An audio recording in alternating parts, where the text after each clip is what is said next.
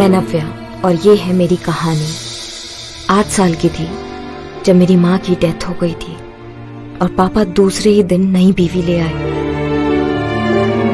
सौतेली माँ मुझसे घर का सारा काम करवाती और पापा से कुछ बोलने जाओ, मैं मेरी सौतेली बहन कनिका से ज्यादा सुंदर दिखती थी और इसलिए सौतेली माँ मुझे मारने के लिए नए नए तरीके आजमाती रहती।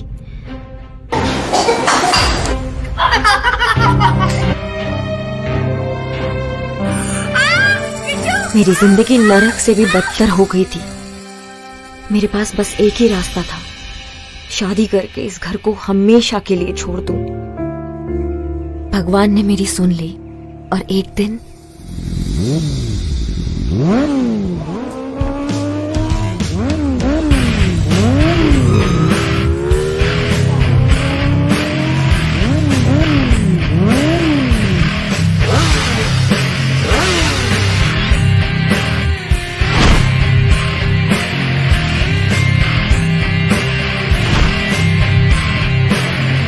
Miss Navya, will you marry me? जब ऋषि ने मुझसे शादी के लिए पूछा तो मेरी खुशी का ठिकाना ही नहीं रहा और मैंने ऋषि से शादी करने का फैसला किया।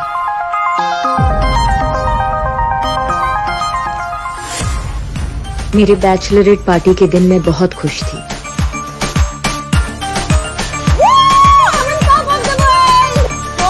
एक सेलिब्रेशन तो बनता है। पर शादी के एक दिन पहले मेरे साथ ऐसा घिनौना हादसा हुआ जिसे बताने में भी मुझे शर्म आती है।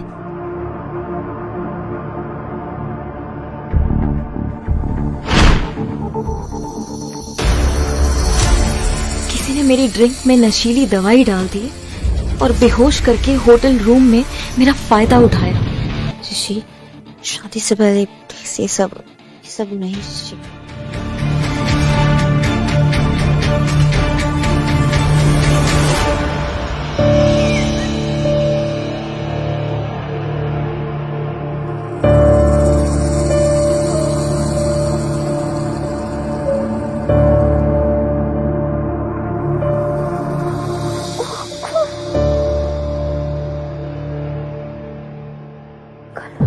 ऋषि के साथ यहाँ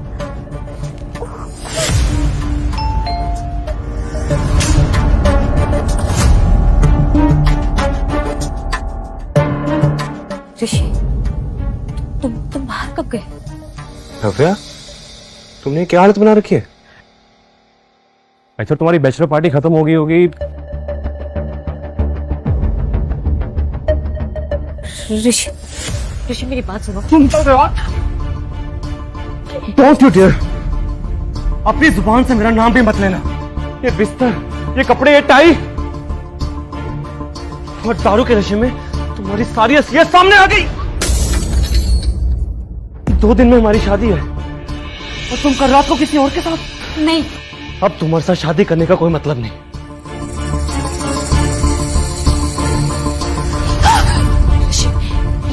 ऋषि मेरी बात सुनो। ऋषि प्लीज मेरी बात सुनो। ऋषि ने शादी तोड़ दी और चला गया। कैसा लगा शादी का तोहफा?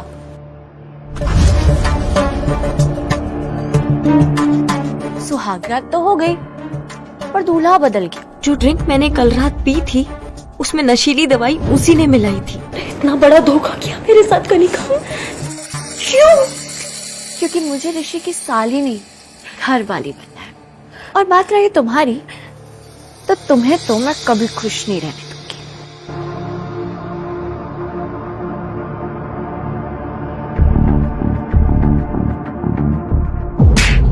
बेशर्म! मुझे शर्म आती है तुझे अपनी बेटी कहते हुए। पापा, ये सब कुछ कनिका ने किया है। कनिका ने मुझे फंसाया है। मैंने कुछ अभी के अभी निकल जाओ उस घर से। सेना परिवार से तुम्हारा कोई रिश्ता नहीं। आगे की कहानी जानने के लिए नीचे दिए गए लिंक से डाउनलोड करें पॉकेट FM ऐप।